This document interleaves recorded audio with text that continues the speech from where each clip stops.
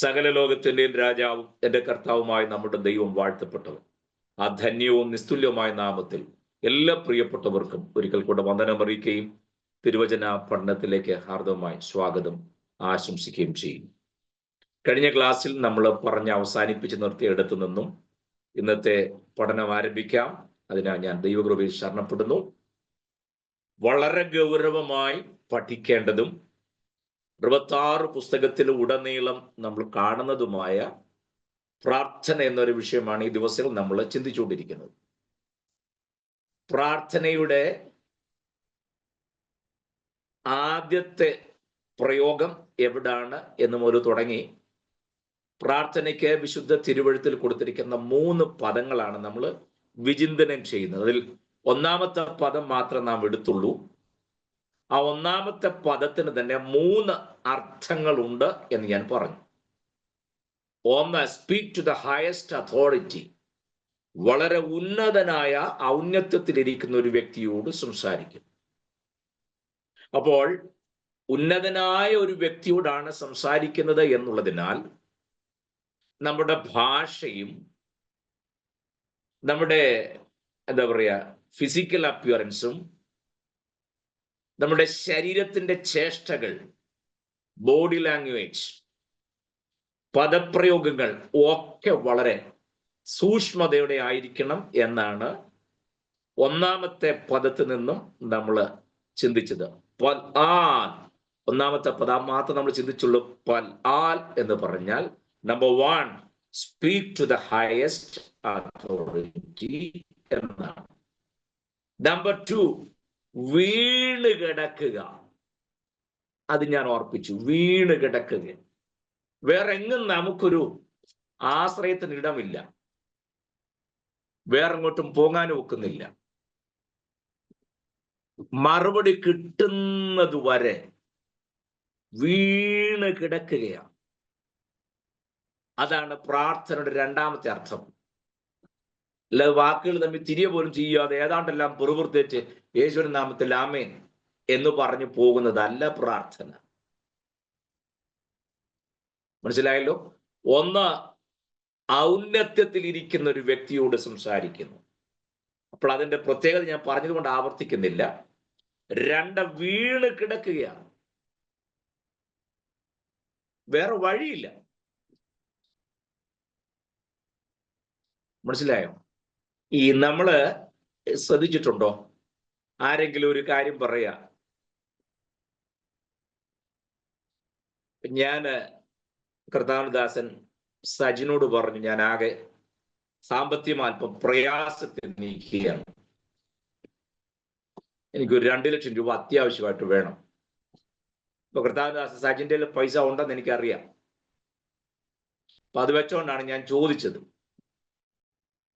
അദ്ദേഹം എന്നോട് മറുപടി പറഞ്ഞെന്നറിയാമോ, എന്റെ പാസ്റ്ററെ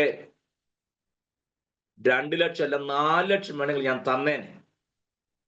കഴിഞ്ഞ ദിവസമാണ് ഞാൻ ഒരാൾക്ക് ആ പൈസ ഒന്ന് മറിച്ചു കൊടുത്തത്. അത് കിട്ടിയിരുന്നെങ്കിൽ ഞാൻ തന്നേനെ. എന്നെ കൊണ്ട് ഒരു നിർവാഹം ഇപ്പോഴില്ല. ഞാൻ പിന്നെ പ്രാർത്ഥിക്കാം. ഈ വിഷയത്തിന് വേണ്ടി ദൈവപ്രവൃത്തി വെളിപ്പെടുത്തേണ്ടതിന് ഞാൻ പിന്നെ പ്രാർത്ഥിക്കാം എന്ന് പറഞ്ഞാൽ എനിക്ക് 2 ലക്ഷം രൂപ തരാനായിട്ട് വഴിയൊന്നുമില്ല. അതുകൊണ്ട് ഞാൻ എന്ത് ചെയ്യാം? പ്രാർത്ഥിക്കാം എന്ന് പറഞ്ഞാൽ നമുക്കൊന്നും ചെയ്യാൻ പറ്റാതെ വരും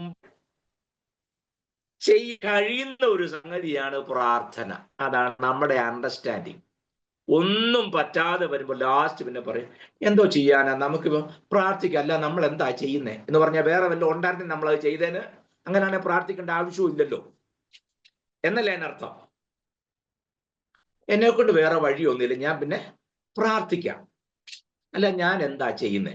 അപ്പൊ ഒന്നും ചെയ്യാൻ പറ്റാതെ വരുമ്പോൾ നമുക്ക് ചെയ്യാൻ പറ്റുന്ന ഒരു സോഴ്സ് ആയിട്ട് എന്തിനാ കാണുന്നത്? പ്രാർത്ഥന. അതാണോ ഇത് ശരി? അപ്പൊ നമ്മുടെ ചെയ്യാവുന്ന മാക്സിമം എഫേർട്ട് നോക്കിയിട്ട് ഒന്നും പറ്റുന്നില്ല. ഏറ്റവും ഒടുക്കം പറയാം, നമുക്ക് പ്രാർത്ഥിക്കാം, അല്ലാതെ ഇപ്പൊ എന്താ ചെയ്യുന്നേ.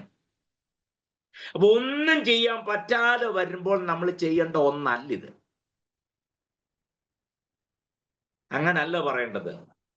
പ്രാർത്ഥിക്കുകയാണെങ്കിൽ പിന്നെ വേറൊന്നും വേണ്ട, അങ്ങനെ പറയണം.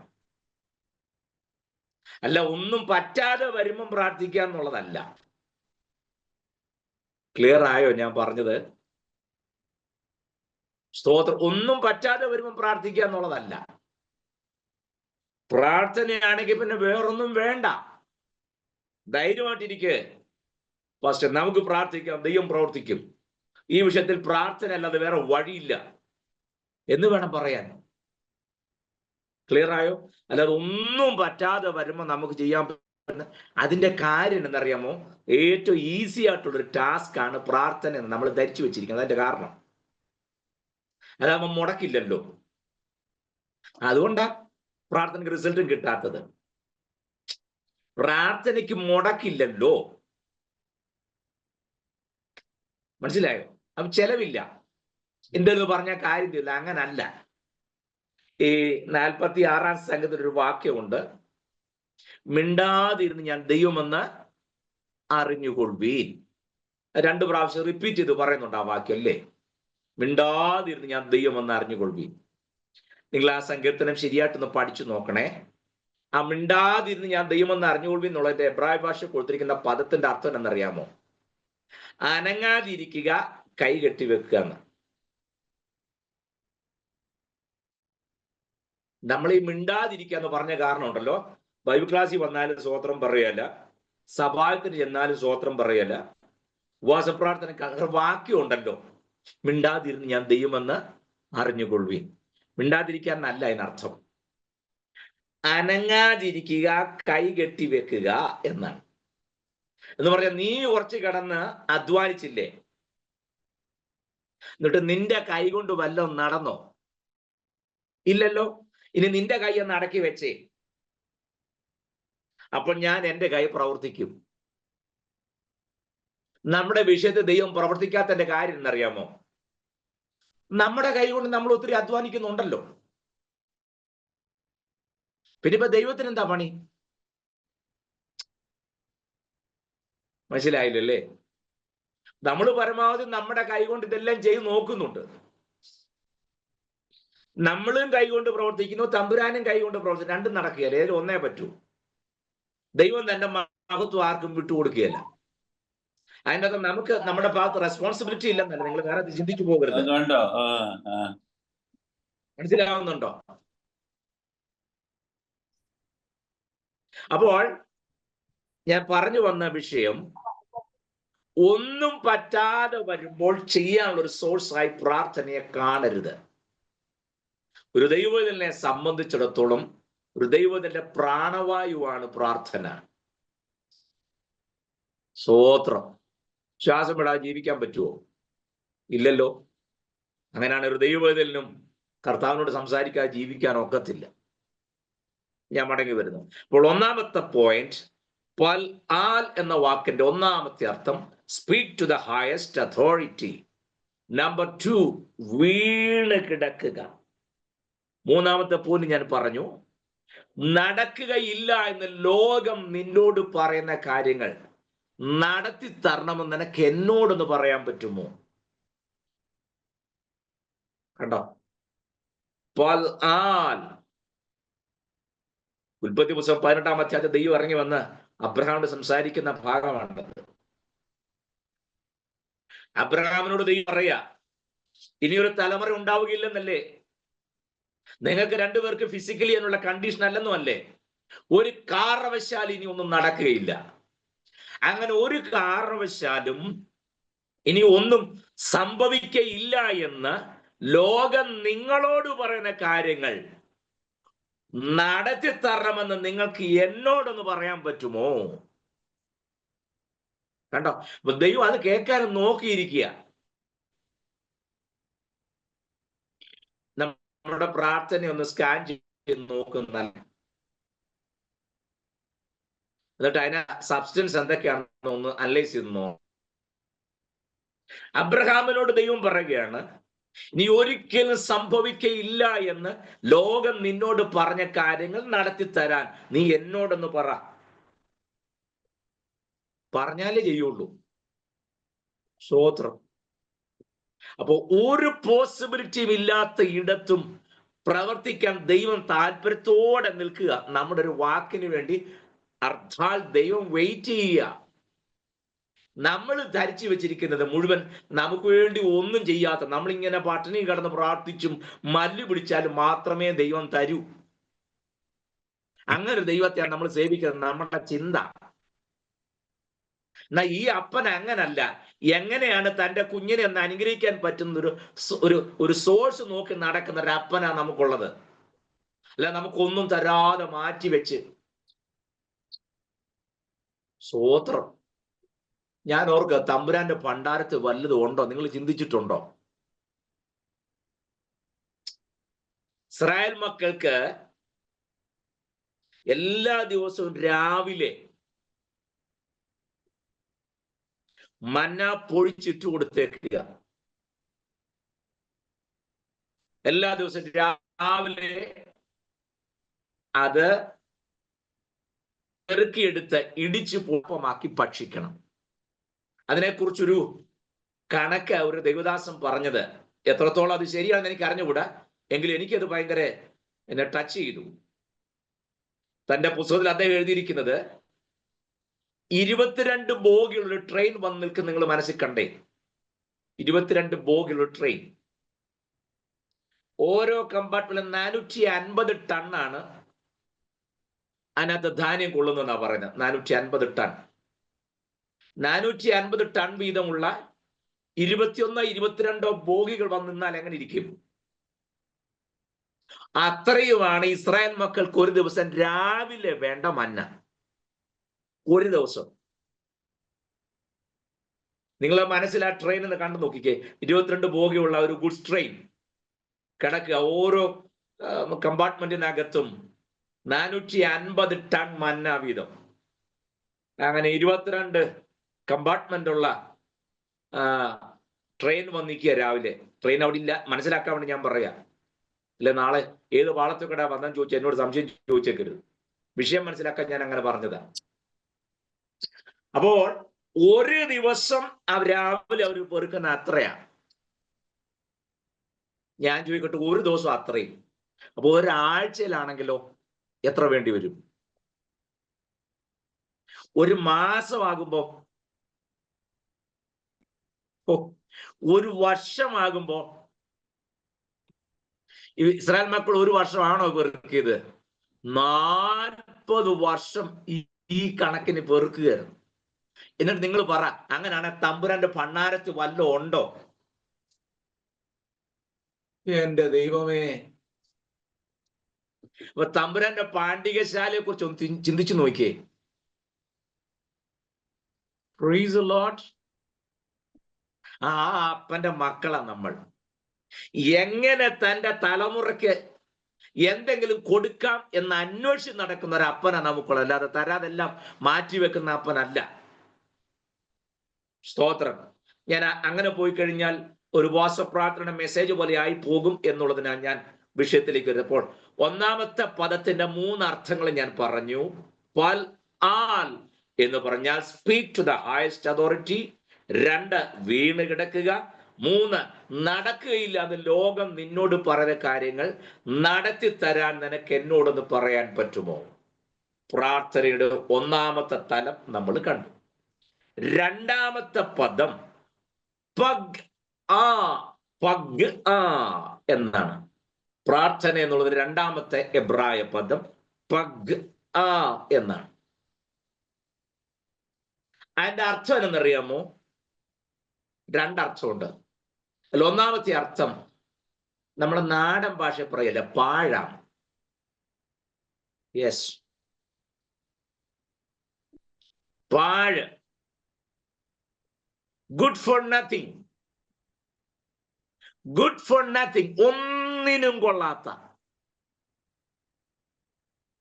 യൂസ്ലെസ് ആയി, ഒരു പ്രയോജനമില്ലാത്ത ഒന്ന് എന്നാണ് ആ വാക്കിന്റെ ഒന്നാമത്തെ അർത്ഥം.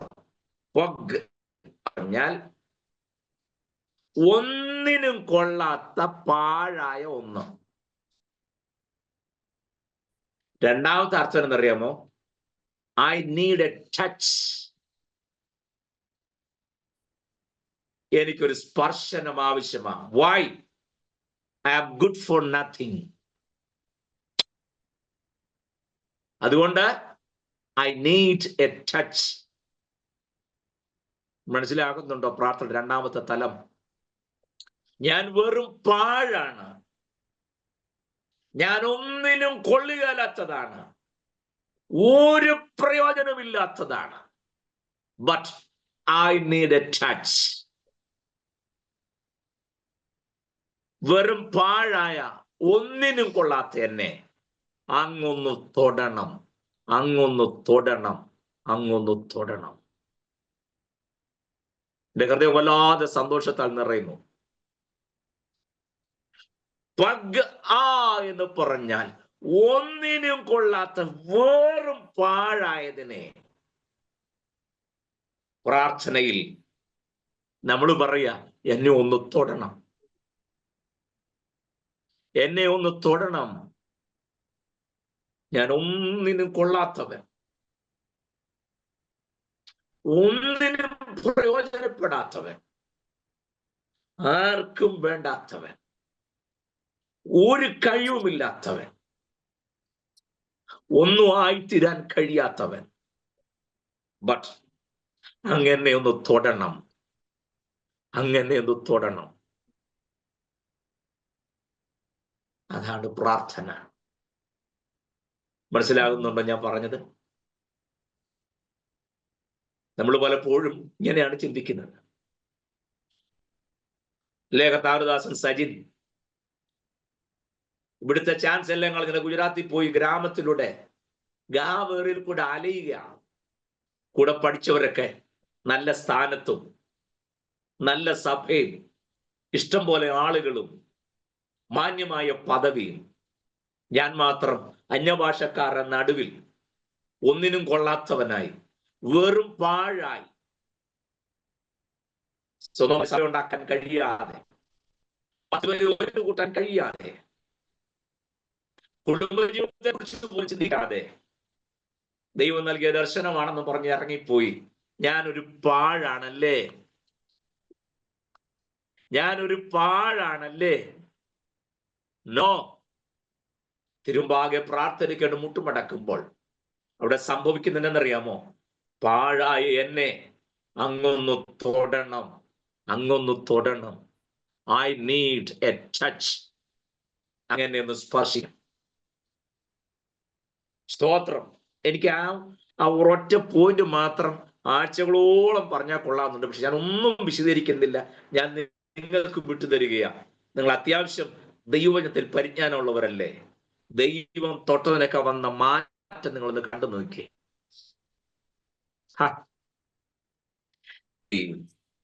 ശിംശോന്റെ കയ്യിൽ ഒരായുധം ഇല്ലാതിരിക്കുമ്പോഴാ ഒരു കഴുതയുടെ പച്ച താടിയല് കയ്യിൽ കിട്ടിയത്.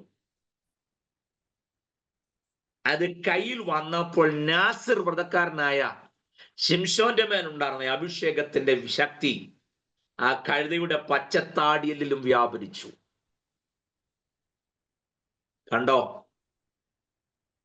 നാറ്റം വെച്ച് കൊള്ളാതെ കിടന്ന കഴുതയുടെ പച്ചത്താടിയല്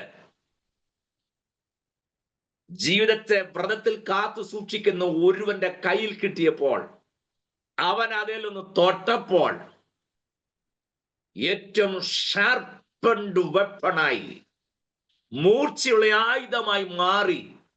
എത്ര എണ്ണത്തെയാണ് അവിടെ വെട്ടി താഴെയിട്ടത്. കണ്ടോ? പാഴായി കിടക്കുന്ന ഒന്നിൽ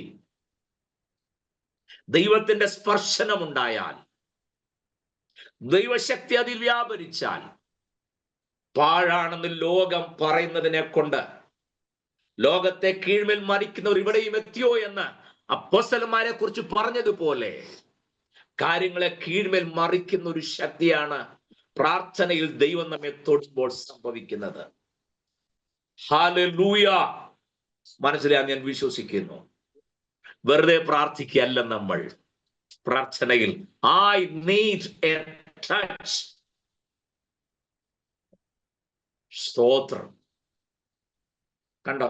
യെരിഹോ വിട്ടു പോകാൻ തുടങ്ങുമ്പോഴാണ് ദാവീദ് പുത്രാ എന്നോട് കരുണ ഉണ്ടാകണമേ എന്ന് ഒരുവൻ നിലവിളിച്ചു.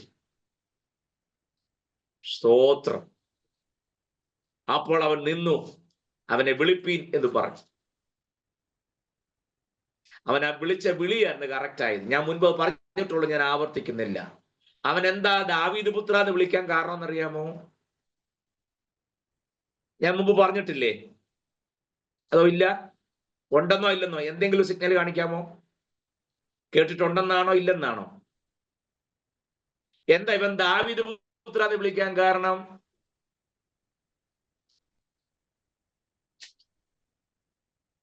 No idea. ഞാൻ പറയണോ അതെന്തുകൊണ്ടാന്ന്? എന്താണ് ഈ കുരുടനായ മനുഷ്യൻ കർത്താവ് യെരിഹോ വിട്ടു പോകാൻ തുടങ്ങുമ്പോൾ വഴിയേറി ഇരുന്നുകൊണ്ട് ദാവീദ് പുത്ര എന്നോട് കരുണ ഉണ്ടാകണമെന്ന് വിളിക്കാൻ കാരണം? യേശുവേ എന്നോട് കരുണ ഉണ്ടാകുമെന്ന് പറഞ്ഞാൽ പോരായിരുന്നോ? അങ്ങനെ പറയാതെ ദാവീദ് പുത്ര എന്നോട് കരുണ ഉണ്ടാകണമെന്നല്ല വിളിച്ചത്. എന്തുകൊണ്ടാ? കർത്താവ് അവനെ തൊട്ടു, അവന്റെ കണ്ണ് ഓപ്പണായി. അവിടെ നിൽക്കട്ടെ, അവനെ വിളിച്ച വിളി കറക്റ്റ് ആയിരുന്നു എന്നുള്ളതാണ് ഞാൻ പറഞ്ഞത്. എന്താ അവൻ ദാവീദ് പുത്ര എന്ന് വിളിച്ചത്? യേശു ദാവീദ് പുത്രനായതുകൊണ്ട് തന്നെ അല്ലേ? അതായത് ഫാക്ട്. ഞാൻ റീസണാ ചോദിച്ചേ, എന്തുകൊണ്ട് അവൻ അങ്ങനെ വിളിച്ചതെന്ന്. നിങ്ങൾ ശമൂവേൽ 2-ാം പുസ്തകം 5-ാം അധ്യായം എടുത്തേ. ക്യുക്ക്, വേഗം എടുക്കണേ. ശമൂവേൽ 2-ാം പുസ്തകം 5-ാം അധ്യായം 8 മുതലുള്ള വാക്യം ഒന്ന് വായിച്ചേ.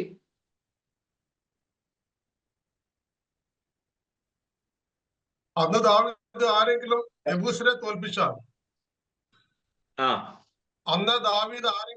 യെബൂസിനെ തോൽപ്പിച്ചാൽ അവർ നീർപ്പാത്തിയിൽ കൂടെ കയറി ദാവീദിന് വെറുപ്പായുള്ള മുടന്തരെയും കുരുടരെയും പിടിക്കട്ടെ എന്ന് പറഞ്ഞു.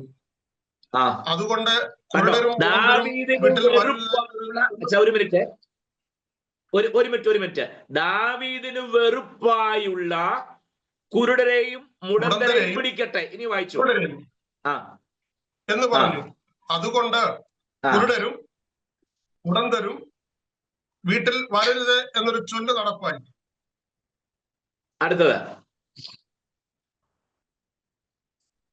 അടുത്ത വാക്യം. വീട്ടിൽ വരരുത് എന്നൊരു ചൊല്ല് നടപ്പായി. ദാവീദ് കോട്ടയിൽ വസിച്ചു, അതിന് ദാവീദ് നഗരം എന്ന പേരിട്ടു. മതി. നിങ്ങൾ നോക്കിക്കേ. എന്നിട്ടും ദാവീദ് സിയോൻ കോട്ട പിടിച്ചു എന്ന ദാവീദിനെ തോൽപ്പിക്കാൻ കുരുടരും മുടന്തരും എന്ന് മതി എന്ന് പറഞ്ഞാണ് കളിയാക്കിയത്. അന്ന് ദാവീദ് ഒരു ഓർഡർ ഇട്ടു, എന്റെ വീടിന്റെ പരിസരത്തോ പട്ടണത്തിലോ എനിക്ക് വെറുപ്പായിട്ടുള്ള കുരുടരോ മുടന്തരോ ദേശത്ത് കണ്ടേക്കരുത്. ക്ലിയർ ആയോ? ഈ കുരുടൻ എവിടെ ഇരിക്കുന്നത്? യെരിഹോ പട്ടണത്തിൽ, യെരുശലേമിലല്ല. അത് ദാവീദിന്റെ നഗരം. അവിടെ ആർക്ക് കയറാൻ പറ്റുകയില്ല, കുരുടർക്കും മുടന്തർക്കും കയറാൻ പറ്റുകയില്ല. ആരിട്ട ഓർഡറാണ്? ദാവീദ് ഇട്ട ഓർഡറാണ്. ദാവീദ് പറഞ്ഞു, എനിക്ക് വെറുപ്പാണ് കുരുടരും മുടന്തരും ഈ പട്ടണത്തിൽ കയറരുത്, ഒറ്റ വീട്ടിലും കയറ്റിയേക്കരുന്ന് പറഞ്ഞു. ഓർഡർ ഇട്ടത് ദാവീദാ. ക്ലിയർ ആയോ? ദാവീദ് ഓർഡർ ഇട്ടു, എനിക്ക് വെറുപ്പാണ് ഇവരെ, അതുകൊണ്ട് ഇവരെ ഈ പട്ടണത്തിൽ എങ്ങും കണ്ടേക്കരുത്. അതാണ് ഇവർക്ക് അങ്ങോട്ട് കയറാൻ നോക്കിയല്ല. ഇവനിപ്പോൾ ഇരിക്കുന്ന യെരിഹോ പട്ടണം. കർത്താവ് ആ വഴി വന്ന് പട്ടണം വിട്ടു പോകാൻ തുടങ്ങുമ്പോഴാ ഇവൻ അവിടെ നിന്ന് ഒറ്റ വിളി വിളിച്ചു, ദാവീദ് പുത്ര എന്നോട് കരുണ ഉണ്ടാകണമേ. അതെന്താ? ഞങ്ങൾക്ക് അടുത്തു വരാൻ യാതൊരു റൈറ്റും ഇല്ല. വായ്, നിന്റെ വല്യപ്പച്ചന്റെ ഓർഡറാണ്. എന്നെപ്പോലുള്ള കുരുടർക്കും മുടന്തർക്കൊന്നും അങ്ങോട്ട് അടുത്തു വരാൻ ഒക്കത്തില്ല. അതുകൊണ്ട് ഞങ്ങളോട് ഒക്കെ വേണോ നല്ല പറഞ്ഞേ, ഒന്ന് കരുണ കാണി അടുത്തു വാരെങ്കിലും. ഉടനെ നിന്നിട്ട് ശിഷ്യന്മാരുടെ അവനെ വിളിച്ചുകൊണ്ട് വന്നു. ശിഷ്യന്മാര് ശാസിക്കുന്നുണ്ട്, മിണ്ടാതിരിക്കാൻ പറഞ്ഞു. ഇവനെ ഏറ്റവും അത് ഉറക്കാൻ നില വിളിച്ചെന്ന. അപ്പോഴാ കർത്താവ് നിന്നിട്ട് പറഞ്ഞു, അവനെ വിളിപ്പീൻ. വിളിച്ചു. ഞാൻ നിനക്ക് എന്ത് ചെയ്തു തരണം? ഈ നമ്മുടെ വാഴ്ത്തപ്പെട്ട കർത്താവിനെ പോലെ ജ്ഞാനിയായ ഒരു വ്യക്തി വേറെ ഇല്ലല്ലോ. ഇല്ല. സർവജ്ഞാനിയായ കർത്താവിന് പിന്നെ കണ്ണ് കാണാൻ മേലെന്നും കണ്ണ് തുറക്കേണ്ടത് അത്യാവശ്യമൊന്നും അറിയത്തില്ലേ? അറിയാം. അറിഞ്ഞിരുന്നോണ്ട് പിന്നെ എന്തോന്ന് ചോദിച്ചേ, ഞാൻ നിനക്ക് എന്ത് ചെയ്തു തരണമെന്ന്? Price the Lord. നിനക്ക് വല്ലതും മനസ്സിലായോ? വല്യപ്പൻ ഇട്ട കൽപ്പന കൊച്ചുമകൻ പൊളിച്ചടുക്കുന്ന രംഗമായത്. മനസ്സിലായോ? വല്യപ്പനായ ദാവീദിട്ട കൽപ്പന വാഴ്ത്തപ്പെട്ട കർത്താവ് പൊളിച്ചെഴുതുക. ഇവിടെ കുരുടരും മുടന്തരും പട്ടണത്തിൽ കടക്കരുത് എന്ന് ദാവീദ് വല്യപ്പൻ ഓറിട്ടെങ്കിൽ വാഴ്ത്തപ്പെട്ട കർത്താവ് ആ നിയമത്തെ തിരുത്തിക്കൊണ്ട്, കണ്ടോ, ഞാൻ നിനക്ക് എന്ത് ചെയ്തു തരണം? എനിക്ക് കാഴ്ച പ്രാപിക്കണം. ക്ഷണത്തിൽ അവൻ സൗഖ്യമായി. ഞാൻ പറഞ്ഞത് പഗ് ആ എന്ന വാക്കിന്റെ അർത്ഥം ഐ നീഡ് എ ടച്ച്. എനിക്കൊരു സ്പർശനം ആവശ്യം. നിങ്ങൾ തിരുവഴുത്ത് മൊത്തത്തിൽ നോക്കിക്കേ. കർത്താവ് തൊട്ടതും കർത്താവിനെ തൊട്ടവരും രക്തസ്രാവക്കാരി സ്ത്രീ ഉൾപ്പെടെ എത്രയോ പേർക്ക് നമ്മൾ അനുഭവങ്ങൾ ഉണ്ടായില്ലേ? നിങ്ങൾ ഇതെല്ലാം കൂടെ ചേർത്ത് മെസ്സേജുകളൊക്കെ ഉണ്ടാക്കണേ. എന്നിട്ട് പറയുമ്പോൾ വെറുതെ കാര്യകാരണ സഹിതം പറയണം, അല്ലാതെ ഊഹം വെച്ചുകൊണ്ട് ദൈവജന ശുശ്രൂഷ നടത്തരുത്. സഹോദരിമാരുടെ മീറ്റിങ്ങിനാണെങ്കിലും സഹോദരന്മാരുടെ മീറ്റിങ്ങിനാണെങ്കിലും സഭായോഗത്തിലൊക്കെ ആണെങ്കിലും ഞാൻ ഈ പറഞ്ഞ കാര്യങ്ങൾ വെച്ചുകൊണ്ട് നിങ്ങൾ വചനത്തിന്റെ പൊരുൾ തിരിച്ച് ജനത്തിന് കൊടുക്കണം. അവരും ഈ യാഥാർത്ഥ്യത്തിലേക്ക് വരാൻ അത് കാരണമായി തീരട്ടെ. ഊഹാപോഹങ്ങൾ വെച്ചും വെറുതെ പിശാചിന്റെ കാര്യം പറഞ്ഞ സമയം കളയാതെ കർത്താവിന്റെ കാര്യം പറഞ്ഞ ജനത്തെ മുന്നോട്ട് കൊണ്ടുപോകണം. ദൈവം നമ്മെ സഹായിക്കട്ടെ. ഞാൻ അടുത്ത പോയിന്റിലേക്ക് കൂടെ വരികയാണ്. പഗ് ആ എന്ന് പറഞ്ഞാൽ ഒന്ന് പാഴാണ് എന്നാണെങ്കിൽ, രണ്ടാമത്തെ അർത്ഥം ഐ നീഡ് എ ടച്ച്. പാഴായ എന്നിൽ അങ്ങയുടെ സ്പർശനം ആവശ്യം. അത്രമാത്രം പറഞ്ഞ് ഞാൻ ആ പോയിന്റ് വിടുന്നു. മൂന്നാമത്തെ പോയിന്റിലേക്ക് വരിക. മൂന്നാമത്തെ പദം ഷെൽറ്റ് എന്നാണ്. SHELT, ഷെൽറ്റ് എന്നാണ്. ഒക്കെ നോട്ട് ചെയ്യണേ, അല്ലെങ്കിൽ പോയിന്റ് പോകരുത്. എല്ലാം നോട്ട് ചെയ്ത് വെക്കണം. ഒന്നാമത്തെ പൽ ആൽ, രണ്ട് പഗ് ആ, മൂന്ന് ഷെൽറ്റ്. എംകോംകാരി എന്ന് പറഞ്ഞിട്ട് കാര്യമില്ല, നോട്ട് എഴുതി വെക്കണം. അല്ലെ പിന്നീട് ചോദിച്ചാൽ ഞാൻ പറഞ്ഞു തരുന്നതല്ല. അപ്പോൾ പൽ ആൽ, പഗ് ആ, ഷെൽറ്റ്, SHELT. ആ, ക്ലാസ്സിന് വരുമ്പോൾ നോട്ട് ബുക്ക് ഒക്കെ എടുത്തോണ്ട് വേണം വണ്ടിയൊക്കെ കയറാൻ. ദൈവം സഹായിക്കട്ടെ. എന്താ ഈ മൂന്നാമത്തെ പദത്തിന്റെ അർത്ഥം? ഷെൽറ്റ് എന്ന് പറഞ്ഞാൽ അർത്ഥം എന്താണ് പറയാം.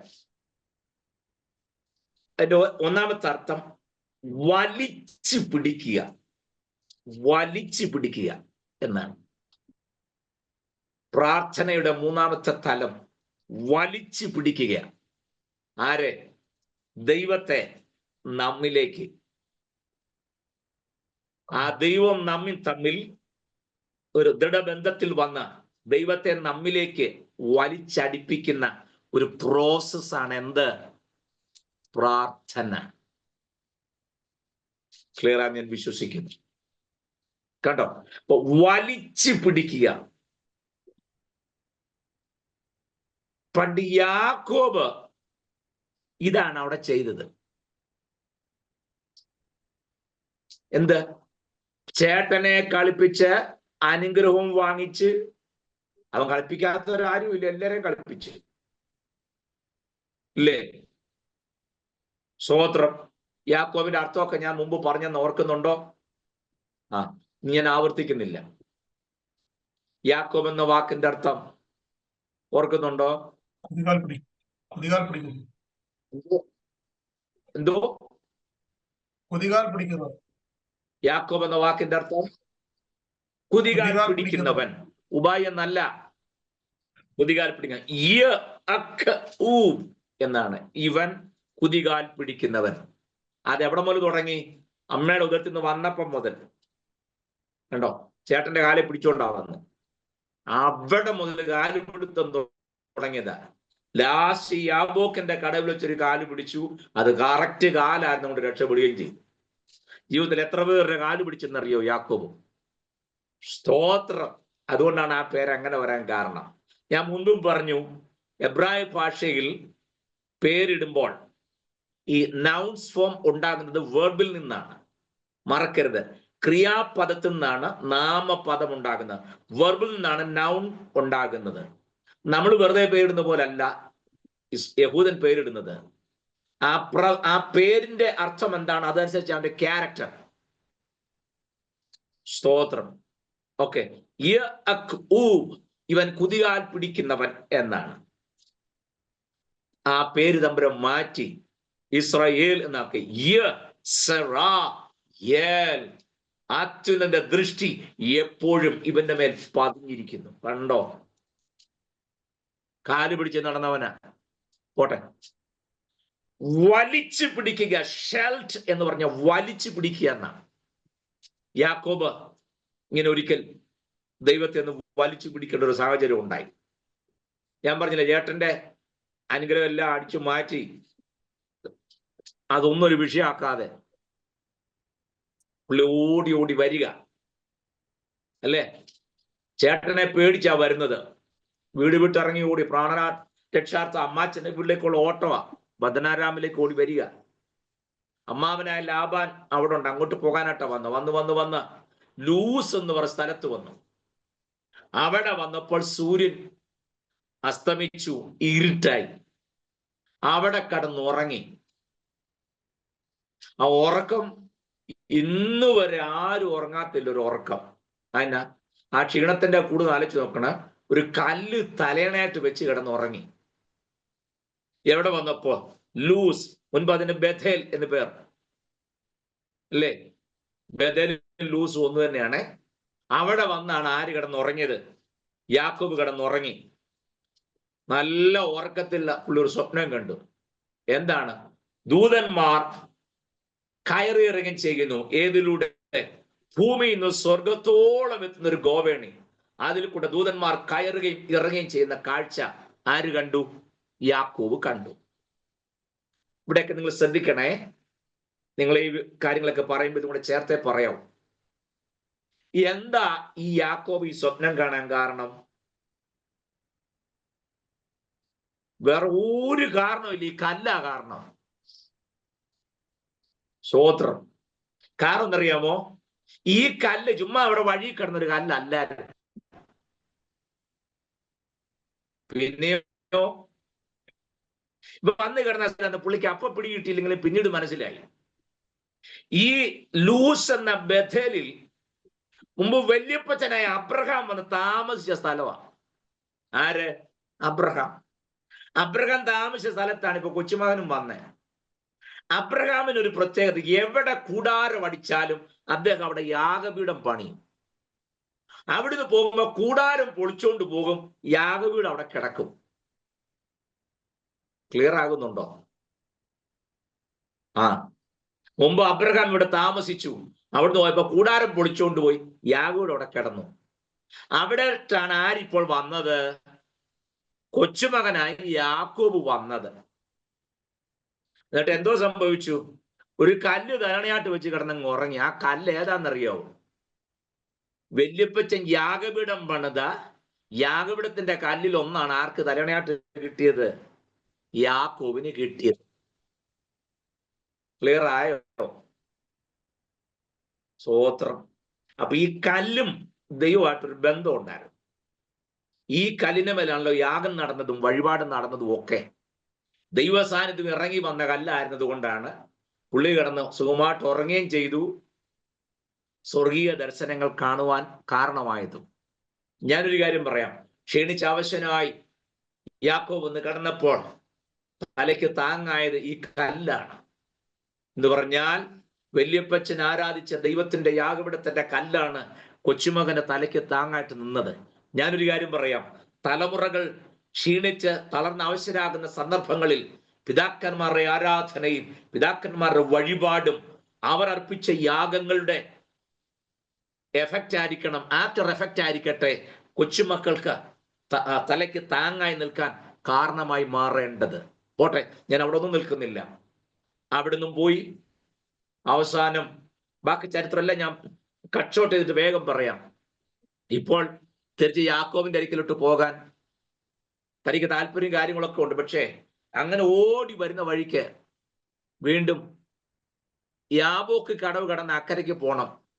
ഭാര്യമാരെ അക്കരെ കടത്തി, മൃഗസമ്പത്തിനെ അക്കരെ കടത്തി, എല്ലാം അക്കരെ കടത്തിയിട്ട് താൻ ഒറ്റയ്ക്ക് ശേഷിച്ചു. അന്നേരമാണ് ഉഷസാകുമ്പോൾ ഒരു ദൂതൻ, ഒരു പുരുഷൻ യാക്കോവുമായി മൽപ്പിടുത്തം. വിടുന്നില്ല, രണ്ടുപേരും. അപ്പോൾ അവസാനം ഉഷസുദിക്കുന്നു, എന്നെ വിടുക എന്ന് ദൂതൻ പറഞ്ഞപ്പോൾ, എന്നെ വിടുക എന്ന് പറയുന്നുണ്ട്. ഇവൻ വിടുന്നില്ല. യാക്കോബ് പറഞ്ഞു, ഞാൻ നിന്നെ വിടാം, പക്ഷെ ഒരു കാര്യം, നീ എന്നെ അനുഗ്രഹിച്ചല്ലാതെ ഞാൻ നിന്നെ വിടുകയില്ല. വലിച്ചു പിടിച്ചിരിക്കുക. കണ്ടോ ആ പദം പറയാനായിട്ടാ, വലിച്ചു പിടിച്ചിരിക്കുക. നീ എന്നെ അനുഗ്രഹിച്ചല്ലാതെ ഞാൻ നിന്നെ വിടുകയില്ല.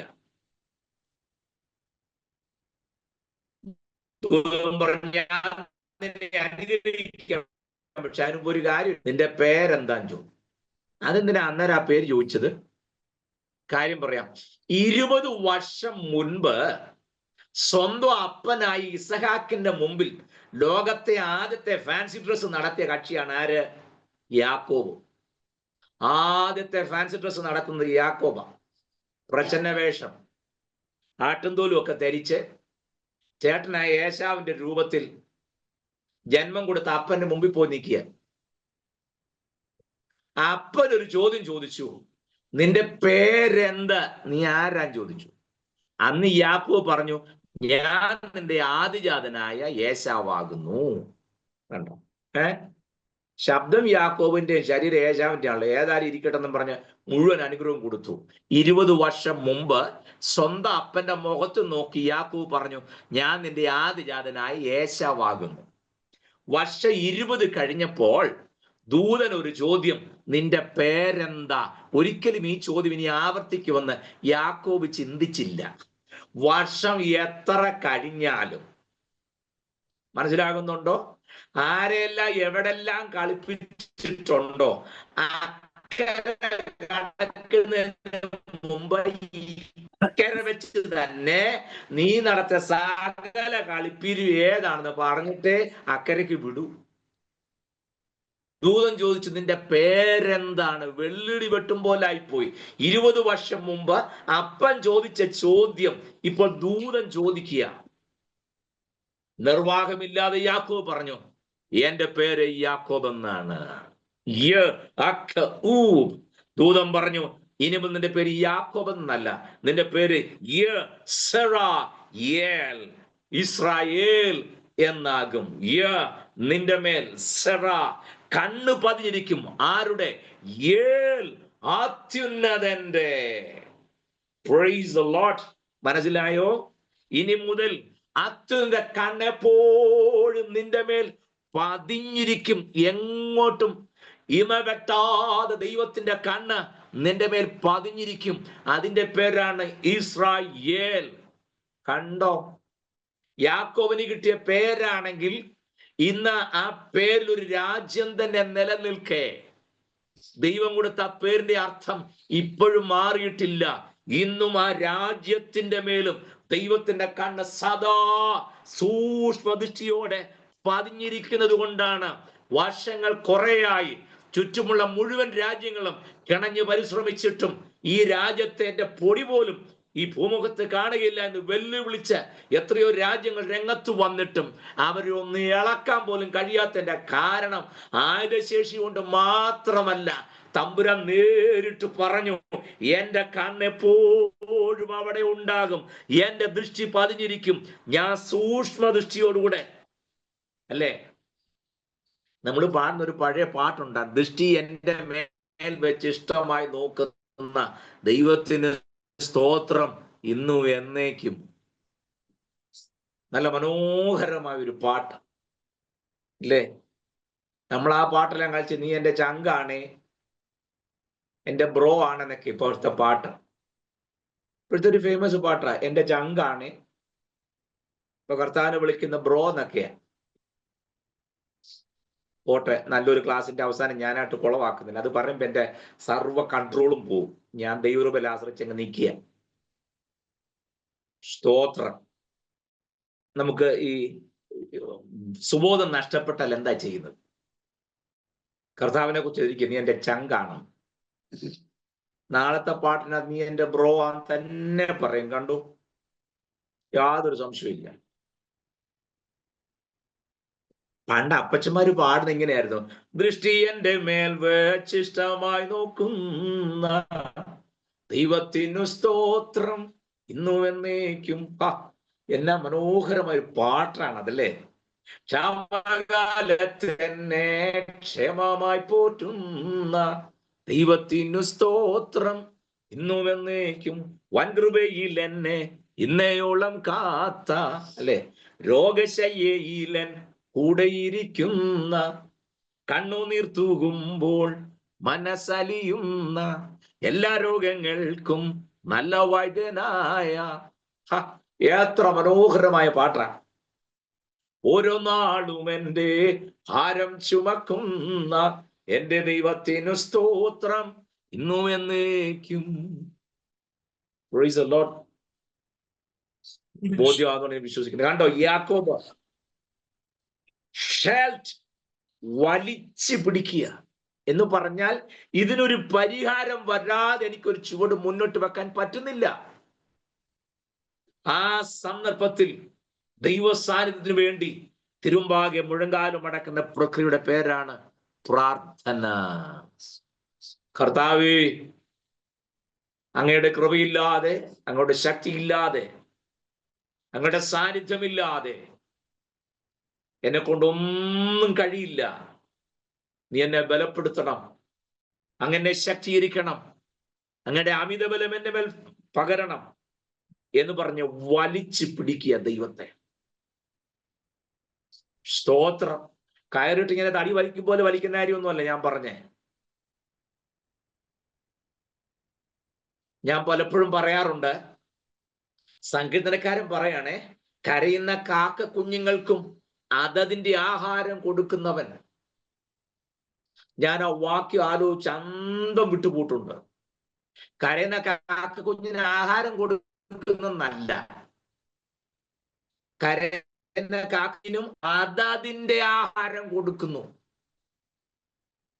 നിങ്ങൾ ആലോചിച്ച് നോക്കിയേ, നിങ്ങളൊരു വലിയ എസ്റ്റേറ്റോ റബ്ബർ തോട്ടമൊക്കെ മനസ്സിൽ കണ്ടേ.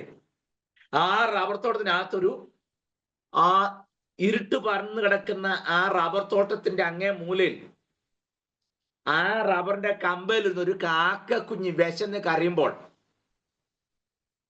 ആ കാക്ക കുഞ്ഞിന് മുമ്പിലേക്ക് ഒരു ചിക്കൻ പീസ് ഇട്ട് കൊടുത്താൽ അത് തിന്നാൻ പറ്റുമോ? അതെന്തോ ചെയ്യും? കുഞ്ഞല്ലേ. അതിന് ചിക്കൻ പീസ് കിട്ടിയാൽ തിന്നാൻ നോക്കുകയല്ല. അപ്പൊ അതിന് പറ്റുന്ന അതിന്റെ തൊണ്ടയിലൂടെ ഇറങ്ങിപ്പോകുന്ന ചെറിയ പുഴുവിനെയും ചെറിയ പ്രാണിയും ഇല്ലായെങ്കിലും നോക്കൂ.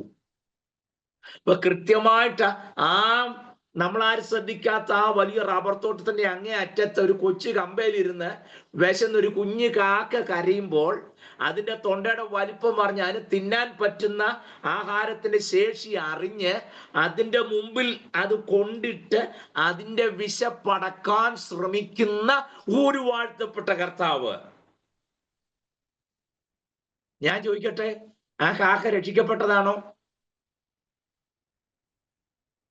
ആ കാക്ക കുഞ്ഞ് സ്നാനപ്പെട്ടതാണോ? ആ കാക്ക കുഞ്ഞ് ആത്മനിറവ് പ്രാപിച്ചതാണോ? ആ കാക്ക കുഞ്ഞ് അന്യഭാഷ പറയുന്നുണ്ടോ?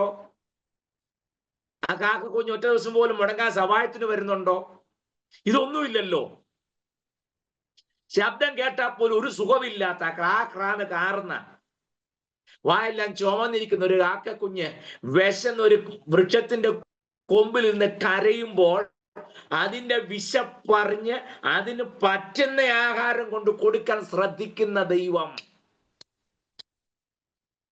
സ്വന്തം ചോര കൊടുത്ത് വീണ്ടെടുത്ത ഒരു ദൈവ പൈതലിന്റെ വിഷയം കണ്ടിട്ട് അനങ്ങാതിരിക്കുമെന്നാണോ നിങ്ങൾ ചിന്തിക്കുന്നത്?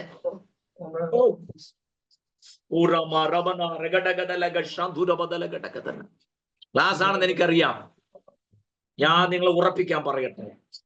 കണ്ടോ, കരയുന്ന കാക്ക കുഞ്ഞിനും ആഹാരം കൊടുക്കുകയല്ല, കരയുന്ന കാക്ക കുഞ്ഞിനും അതതിന്റെ ആഹാരം കൊടുക്കാൻ ശ്രദ്ധിക്കുന്ന വാഴ്ത്തപ്പെട്ട കർത്താവ്. പ്രാണൻ തന്നു വീണ്ടെടുത്ത് കൃപയിൽ നിലനിർത്തുന്ന ഒരു ദൈവവൈതന്റെ വിഷയം കണ്ടിട്ട് അനങ്ങാതിരിക്കുകയാണോ? Never never never never ever. സ്തോത്രം. നോ. നമ്മുടെ ആവശ്യം എന്താണോ, അതിന്റെ നിലവാരം എന്താണോ, അതറിഞ്ഞ് ക്രമപ്പെടുത്തുന്ന ഒരു നല്ല കർത്താവ്. വലിച്ചു പിടിക്കുക. ഇതിനൊരു പരിഹാരം വന്നേ പറ്റൂ. സ്വന്തം വിഷയമായിക്കൊള്ളട്ടെ, സഹോദരങ്ങളുടെ വിഷയമായിക്കൊള്ളട്ടെ, തലമുറയുടെ വിഷയമായിക്കൊള്ളട്ടെ, അല്ല ആരോടും പറയാതെ നാളുകളായി ഹൃദയത്തിൽ കൊണ്ടു നടക്കുന്ന അതിവേദനയേറുന്ന ഒരു വിഷയമായിക്കൊള്ളട്ടെ, പ്രാർത്ഥനയ്ക്ക് മുട്ടുമടക്കുമ്പോൾ നാം ചെയ്യുന്നത് ദൈവത്തെ വലിച്ചു പിടിക്കുകയാണ്. ഇടപെട്ടല്ലാതെ വേറെ വഴിയില്ല. ക്രമീകരണം വരുത്തിയല്ലാതെ വേറെ വഴിയില്ല. കണ്ടോ? വലിച്ചു പിടിക്കുക. എന്ത്? ഷാൽട്ട് പ്രാർത്ഥന. അല്ല, നമ്മൾ ചിന്തിക്കുന്ന പോലെ ഏതോണ്ട് പ്രാർത്ഥിക്കാണ്ടിരിക്കുമ്പോൾ ഈ യാക്കോബ് പറഞ്ഞൊരു വാക്ക് ഞാൻ പലപ്പോഴും ഓർക്കാറുണ്ട്. ചില പ്രാർത്ഥനയ്ക്കൊന്നും മറുപടി കിട്ടാത്തതിന്റെ കാര്യം യാക്കോബ് പറയുന്നുണ്ട്. എന്താണെന്നറിയാവോ? 4-ാം അധ്യായം 3-ാം വാക്യം വായിച്ചേ. യാക്കോബിന്റെ ലേഖനം 4-ാം അധ്യായം 3-ാമത്തെ വാക്യം. James chapter 4 verse 3. ഇപ്പൊ അവസാനിപ്പിക്കാമേ. യാക്കോബ് 4:3. നിങ്ങൾ യാചിക്കുന്നുവെങ്കിലും നിങ്ങളുടെ ഭോഗങ്ങളിൽ ചെലവഴിക്കേണ്ടതിന് വല്ലാതെ യാചിക്കൊണ്ട് ഒന്നും ലഭിക്കുന്നില്ല. മതി. പോരാട്ടം കൊണ്ട് കിട്ടിയാലെന്നല്ല. മതി മതി മതി മതി മതി. നിങ്ങൾ യാചിക്കുന്നു എങ്കിലും നിങ്ങളുടെ ഭോഗങ്ങളിൽ ചിലവിടേണ്ടതിന് വല്ലാതെ യാചിക്കുന്നത് കൊണ്ട് ലഭിക്കുന്നില്ല. ആ നമ്മുടെ പ്രാർത്ഥനയെ ബന്ധിക്കുന്ന ദുഷ്ടശക്തികൾ. നമ്മൾ പറയുന്ന നാളുകളായി ഞാൻ പ്രാർത്ഥിക്കുന്ന വിഷയത്തെ തടഞ്ഞുകൊണ്ട് അതിൻ്റെതായിരിക്കുന്ന വ്യാപാരങ്ങളും പോരാട്ടങ്ങളും മുന്നോട്ട് വിടുകയെന്ന് വാത് കിട്ടുന്ന ദുഷ്ടശക്തി, നന്മ കാണിക്കില്ല എന്ന് വെല്ലുവിളിക്കുന്ന പടയും പോരാട്ടങ്ങളും. ഏത് പോരും പടയും? ഒരു പോരും ഇല്ല, പടയില്ല, പോരാട്ടവും ഇല്ല. കാര്യം എന്താണെന്നാണ് അപ്പോസ്തലൻ എഴുതി വെച്ചേക്കുന്നത്. നിങ്ങൾ യാചിക്കുന്നു എങ്കിലും ഒന്നാമതേ വല്ലാതെ യാചിക്കുന്നു. എങ്ങനെ യാചിക്കുന്നില്ല, പക്ഷെ വല്ലാതെ. ചിലരുടെ ചിന്ത ഇങ്ങനെ, ഈ എന്താ പറയാ, ഇംഗ്ലീഷ് ഒരു ഫ്രേസ് അല്ല, വേർഡ്സ് ഓഫ് നയാഗ്ര. വെള്ളച്ചാട്ടം പോലെ ഇങ്ങനെ വാക്കുകൾ പടപടപടാന്ന് വീണുകൊണ്ടിരുന്ന തമ്പുരാൻ പേടിച്ചന്ദ്രൻ തന്നെ ചെയ്യുന്ന ഒരു ചിന്തയുണ്ട്. എല്ലാം കൂടെ അങ്ങോട്ട് ഒറ്റയടിക്ക് പറഞ്ഞു നിർത്തി കർത്താവ് ഇടപെടാൻ സഹായിക്കണം, കർത്താവെ പൂർണ്ണമായ കൃപയിൽ തേൽപ്പിക്കുന്നു. എവിടെ പോവാ? ആരോടായി സംസാരിക്കുന്നേ? ശാന്തമായി സമാധാനത്തോടെ പറഞ്ഞ് കേൾക്കാൻ ഇങ്ങനെ കാതോർത്ത് നിൽക്കുന്ന ഒരപ്പം നമുക്കുണ്ടല്ലോ. അപ്പൊ നിങ്ങളുടെ ഭോഗങ്ങളിൽ ചിലവിടേണ്ടതിന് വല്ലാതെ യാചിക്കുന്നതിനാൽ ലഭിക്കുന്നില്ല. അത്രേ ഉള്ളൂ. ഒന്നും കിട്ടുന്നില്ല. നമ്മൾ പറഞ്ഞറിയാം അയൽവക്കത്തെ മാധവൻ ഏതാണ്ട് ചെയ്തിട്ടാന്ന്. മാധവൻ മനസവാച അറിഞ്ഞിട്ടില്ല. മാധവൻ ഇപ്പൊ ഇത് നോക്കി നടക്കാനാണ് കാര്യം. പുള്ളിക്ക് 100 കൂട്ടം കാര്യമുണ്ട്. അവിടെ അന്ന് ഞാൻ ഉപസിച്ച് പ്രാർത്ഥിക്കുന്ന സന്ദർഭത്തിൽ എൻ്റെ ആന്റി അവിടെ നോട്ടം കണ്ടപ്പോഴേ ഞാൻ ഓർത്തു അവൾ അത് കയറി വെട്ടുവെന്ന്. എന്തോന്നു? തമ്പുരാന്റെ കയ്യിലിരിക്കുന്ന ചിന്നമ്മ കയറി വെട്ടുവോ? ഇതൊക്കെ ആര് പറഞ്ഞെന്ന്? എന്റെ പ്രാർത്ഥനയെ ചിന്നമ്മ കയറി വെട്ടി. പിന്നെ ചിന്നമ്മയുടെ 2 അരിവായിരിക്കുക ഇവിടെ പ്രാർത്ഥന വെട്ടാനായിട്ട്. ചിന്നമ്മ എവിടെ? ചിന്നമ്മ ഇവരൊന്നും അറിഞ്ഞിട്ട് പോലും ഇല്ല. ആഴ്ച യോഗത്തിന് പോലും വന്നിട്ടില്ല ചിന്നമ്മ. മനസ്സിലായോ? യാക്കോബാണ് റീസൺ പറയുന്നു. നിങ്ങൾ യാചിക്കുന്നു, സംഗതിയൊക്കെ ശരിയാണ്. പക്ഷെ നിങ്ങളുടെ ഭോഗങ്ങളിൽ സുഖലോലുപത ചെലവിടേണ്ടതിന് വല്ലാതെ യാചിക്കുന്നതിനാൽ ഒന്നും കിട്ടുന്നില്ലെന്ന്. നമ്മുടെ പ്രാർത്ഥനയ്ക്ക് ഒന്ന് സ്കാൻ ചെയ്ത് നോക്കി. എനിക്കൊരു സമയം കിട്ടിയില്ല, അല്ലെങ്കിൽ അതുകൂടെ പറയണമെന്നുണ്ടായിരുന്നു. കർത്താവും പത്രോസും തമ്മിലുള്ള ഒരു സംഭാഷണമാണ്. കർത്താവ് ചോദിച്ചു, what do you think about me? നിങ്ങൾക്ക് എന്നെ കുറിച്ച് എന്താ അഭിപ്രായം? ഓരോരുത്തർ ഓരോരോ അഭിപ്രായം പറഞ്ഞപ്പോൾ ഒടുവിൽ ശിമോൻ പത്രോസ് കയറി പറഞ്ഞു, നീ ജീവനുള്ള ദൈവത്തിന്റെ പുത്രനായ ക്രിസ്തു. കർത്താവ് വിളിച്ചു, ശിമോൻ, ജഡരക്തങ്ങളല്ല സ്വർഗത്തിന് അതിന്റെ പിതാവത്ത് നിനക്കിത് വെളിപ്പെടുത്തിയത്. പത്രോസ് ആനിക്ക് ഒരു രംഗമുണ്ടല്ലേ. ഒരു കാര്യം പറഞ്ഞു, നീ ഭൂമിയിൽ കെട്ടുന്നതല്ല സ്വർഗത്തിൽ കെട്ടപ്പെട്ടിരിക്കും, നീ ഭൂമിയിൽ അഴിക്കുന്നതല്ല സ്വർഗത്തിൽ അഴിഞ്ഞിരിക്കും. നമ്മുടെ പ്രാർത്ഥനയ്ക്ക് കെട്ടു അഴിക്കില്ലാത്ത ഏതെങ്കിലും പ്രാർത്ഥനയുണ്ടോ? നീ ഭൂമി സ്വർഗത്തിൽ കെട്ടുന്നതെല്ലാം പൂട്ടിരിക്കും, ഭൂമിയിൽ അഴിക്കുന്നതെല്ലാം സ്വർഗത്തിരിക്കും. ഇന്നത്തെ ഉപവാസ പ്രാർത്ഥന, കർത്താവേ സകല ബന്ധനങ്ങളും അഴിഞ്ഞ് സകല കെട്ടുകളും അഴിഞ്ഞ് സ്വതന്ത്രമാകണമേ കർത്താവേ. രക്ഷിക്കപ്പെട്ട് കൃപ വന്നിട്ട് 35 വർഷമായി ഇന്നും പ്രാർത്ഥിക്കുക കെട്ട അഴിയണമെന്ന്. അപ്പൊ ഈ കെട്ടും വെച്ചുകൊണ്ടാണ് ഈ 32 വർഷമായിട്ട് സഭയെ കിടന്നത് ഈ തുള്ളലും ചാട്ടവും. കർത്തൃമേശ കൂടുമ്പോഴും ആത്മാവിൽ അറിയുമ്പോഴെല്ലാം ഈ കെട്ടും വെച്ചോണ്ടാ. അവിടുത്തെ കെട്ടും പൂട്ടും ഏതാണെന്ന് ബാക്കി നിങ്ങൾ വായിച്ചിട്ടുണ്ടോ? അത് പിശാചി ബന്ധിച്ച ബന്ധനമോ ആ കെട്ടോ ഒന്നുമല്ല. സമയം പോയിട്ട് ഞാൻ അവസാനിപ്പിക്കുന്നു. ആ കെട്ടും ആ ബന്ധനം എന്താണെന്ന് ദൈവം ഞാൻ അടുത്ത ആഴ്ച പറയാം. വാക്യത്തിന്റെ തെളിവോടെ, ഞാൻ വ്യാഖ്യാനിച്ച് പറയുകയല്ല, വാക്യത്തിന്റെ തെളിവോടെ അവിടെ തന്നെ കൊടുത്തിട്ടുണ്ടല്ലോ ആ കെട്ട് എന്താണെന്നുള്ളത്. നമ്മൾ ആ വാക്യം വായിച്ചു നിർത്തി, മുന്നോട്ട് വായിച്ചു പോയില്ല, അത്രേ നമുക്ക് പറ്റുള്ളൂ. അത് പിശാചി കെട്ടുന്ന കെട്ടല്ല. അങ്ങ് പറഞ്ഞേക്കല്ലേ, അല്ലേ നിങ്ങൾ ആ പര വിചാരിക്കും പുള്ളി ഇങ്ങനെ കൃത്യം കൊണ്ട് നിർത്തിച്ചു പിന്നെ ബാക്കി പറയാതിരിക്കുന്നത്. എടുത്ത മത്തായിയുടെ സുവിശേഷം 16-ാം അധ്യായം ഞാനും എടുക്കാം. പത്രോസ് അവനെ വേറിട്ട് കൊണ്ടുപോയി.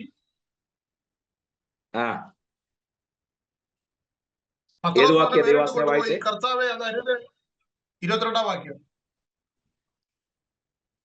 ഒരു മിനിറ്റ്, ഒറ്റ മിനിറ്റ്. 16-22. യെസ്, 16-ന്റെ 22. 18-ാമത്തെ വാക്യം. 18-ാമത്തെ വാക്യം വായിച്ച്. നീ പത്രോസ് ആകുന്നു, ഈ പാറമേൽ ഞാൻ എന്റെ സഭയെ പണിയും, പാതാള ഗോപുരങ്ങൾ അതിനെ ജയിക്കുകയില്ല എന്ന് ഞാൻ നിന്നോട് പറയുന്നു. അടുത്തത്, സ്വർഗരാജ്യത്തിന്റെ താക്കോൽ ഞാൻ നിനക്ക് തരുന്നു. നീ ഭൂമിയിൽ ഞാൻ നിന്റെ തന്നേക്കുക, സ്വർഗത്തിൽ കെട്ടപ്പെട്ടിരിക്കും.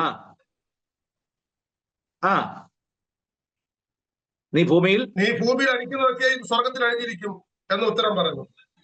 മതി. ഭൂമിയിൽ പറയാ, നീ ഭൂമിയിൽ കെട്ടുന്നല്ല സ്വർഗത്തിൽ കെട്ടിരിക്കും, നീ ഭൂമിയിൽ അഴിക്കുന്നൊക്കെ സ്വർഗത്തിലും അഴിഞ്ഞിരിക്കും. ഏത് കെട്ടും ഏത് അഴിക്കുന്നതും കാര്യമാണ് പറഞ്ഞത്. 18-ാം അധ്യായത്തിലേക്ക് വാ, 15 മുതൽ വായിച്ച്.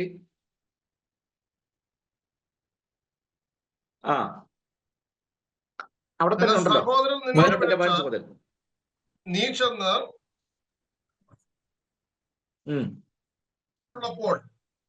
കുറ്റം അവരെ ബോധം വരുത്തുക.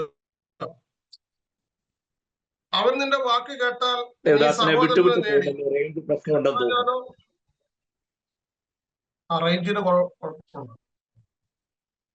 റേഞ്ചിന്റെ കൊണ്ടായിരിക്കും. ഓക്കെ, ഞാൻ ഒന്ന് വായിക്കാമേ. നിന്റെ സഹോദരൻ നിന്നോട് പിഴച്ചാൽ നീ ചെന്ന് നീയും അവനും മാത്രം ഉള്ളപ്പോൾ കുറ്റം അവന് ബോധം വരുത്തുക.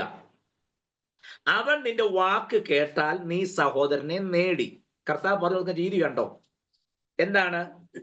സഹോദരൻ നിന്നോട് പിഴച്ചാൽ, നിങ്ങൾ തമ്മിൽ പ്രശ്നം ഉണ്ടെങ്കിൽ അത് അന്നേരം തന്നെ ഫേസ്ബുക്കിനകത്ത് എടുത്ത് അന്നേരം അത് വാർത്ത കൊടുത്ത് പബ്ലിക്കിൽ സോഷ്യൽ മീഡിയക്കകത്ത് അത് കൊടുക്കാതെ, വാട്സാപ്പിനകത്തും ഫേസ്ബുക്കിനകത്തും അത് കൊടുക്കാതെ പിന്നെ എന്തോ ചെയ്യണം? നീ അവന് മാത്രം ഉള്ളപ്പോൾ ചെന്ന് കുറ്റം എന്താന്ന് പറഞ്ഞ് അവനെ ബോധം വരുത്തണം. എന്നിട്ടോ അവൻ നിന്റെ വാക്ക് കേട്ടാൽ നീ ആ സഹോദരനെ നേടി. കേൾക്കാഞ്ഞാലോ 2-3 സാക്ഷികളുടെ വായാൽ സകല കാര്യം ഉറപ്പാക്കേണ്ടതിന് 1-2 പേരെ കൂട്ടിക്കൊണ്ട് ചെല്ലുക. കേട്ടോ, 2 പേരെ കൂട്ടിക്കൊണ്ട് ചെല്ലുക. അംഗീകരിക്കുന്നില്ല എന്നുണ്ടെങ്കിൽ എന്തോ ചെയ്യണം? 2 പേരെ കൂടെ കൂട്ടിക്കൊണ്ട് എന്ന് പറഞ്ഞ സാക്ഷികൾക്ക് കാര്യങ്ങൾ പറഞ്ഞ് ബോധ്യപ്പെടുത്താൻ, കാര്യങ്ങൾ പറയാൻ പ്രാപ്തിയുള്ള 2 പേരെ കൂടെ കൂട്ടിക്കൊണ്ട് ചെന്ന് ആ കാര്യത്തിൽ പരിഹാരം വരുത്താൻ നോക്കുക. 15ാമത്തെ വാക്യം, അവരെ കൂട്ടാക്കാൻ ഞാൻ സഭയോട് അറിയിക്കുക. ഒന്ന് നീ തന്നെ പോയി നോക്കണം. അന്വേഷണത്ത് അംഗീകരിക്കുന്നില്ല എന്നുണ്ടെങ്കിൽ രണ്ടുപേരെ കൂട്ടിക്കൊണ്ട് ചെല്ലണം. രണ്ടുപേരെ കൂട്ടുന്നില്ലെങ്കിൽ എന്ത് ചെയ്യണം? സഭയെ വിവരം അറിയിക്കണം. സഭയെയും കൂട്ടാക്കാഞ്ഞാൽ അവൻ നിനക്ക് പുറജാതിക്കാരനും ചുങ്കക്കാരനും എന്ന പോലെ ഇരിക്കട്ടെ. കണ്ടോ? സഭയെയും അംഗീകരിക്കുന്നില്ല എന്തോ ചെയ്യണം? ചുങ്കക്കാരനെ പോലും പുറജാതിക്കാരനെ പോലെ ഇരിക്കട്ടെ.